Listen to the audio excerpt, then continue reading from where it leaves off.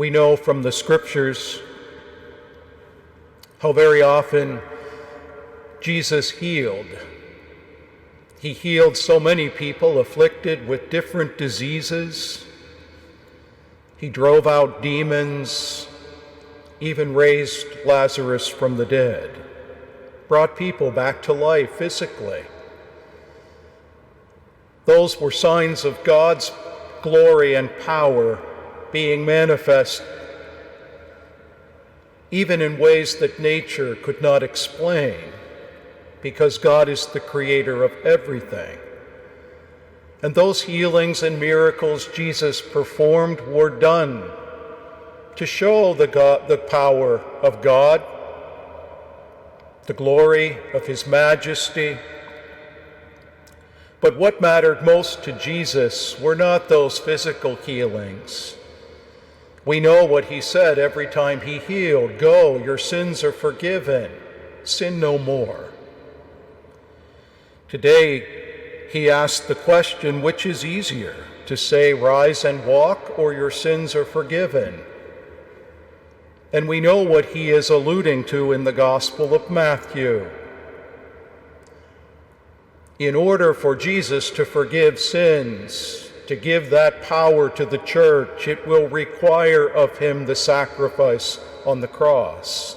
He knows about which he speaks, the torture and suffering and passion that await him as he fulfills obediently the will of the Father, that the redemption of the world will come through the sacrifice of his Son. And he speaks often of what lies ahead to his disciples as they go up to Jerusalem. The biblical language of going up to the cross, to Calvary. And we know also what Jesus says very clearly: it isn't only his sacrifice, the perfect sacrifice that is made present at every Eucharist, that he speaks about, but the sacrifice that will be required of everyone who wants to follow him. Whoever wants to be my follower, Jesus says, needs to walk in my steps, take up the cross, and offer our lives in selfless service. Yesterday, we honored the two great apostles of the church, Peter and Paul.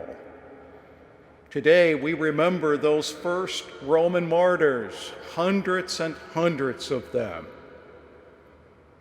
Beginning in the year 64, the Emperor Nero begins to persecute and put to death countless followers of Jesus Christ, whose names are not even known to us. But St. Clement, the successor of St. Peter, wrote about them in his letter to the Corinthians, holding them up for the whole church, reminding us that their courage, their sacrifice, their perseverance should inspire us every day to live our faith well, to hold fast to Jesus Christ. In every age there have been martyrs, not only in the first persecutions, but even today, Christians in parts of the world are being put to death solely for their belief in Jesus Christ, but they hold fast to the church's teaching. They don't waver. And their witness, their love for Jesus above even life here on earth, should inspire us every day to be joyful in our own suffering, in our own crosses, whatever they may be. We often get annoyed, we get frustrated, we even get angry with God when things don't go well. Let's look at the martyrs who went to their death singing hymns, praising God, realizing that this life is nothing if we can't gain what lies ahead in the next. Very few of us here will probably be asked to give our lives for Jesus. We might. We know that Christians, even in our own country, are facing terrific struggles. We're being persecuted for what we believe. People don't like us very much. We don't really fit in with the modern thinking. How do we respond? Do we compromise? Do we give up what is the truth of the gospel and still claim to be Catholic? Are we willing to offer our lives every day in defense of the teaching of Jesus? That's what the martyrs call us to do. We don't just remember and celebrate people who died centuries ago. As we reflect on their sacrifice, we're called every day to live with courage, to be faithful to Jesus, not to turn our backs on the gospel, no matter what cost. No matter what suffering we face, no matter who doesn't like us in this world, no matter what we have to face.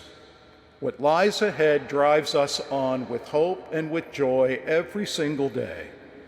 May the martyrs give us the strength to live our faith well, so that we too can share with them eternal glory.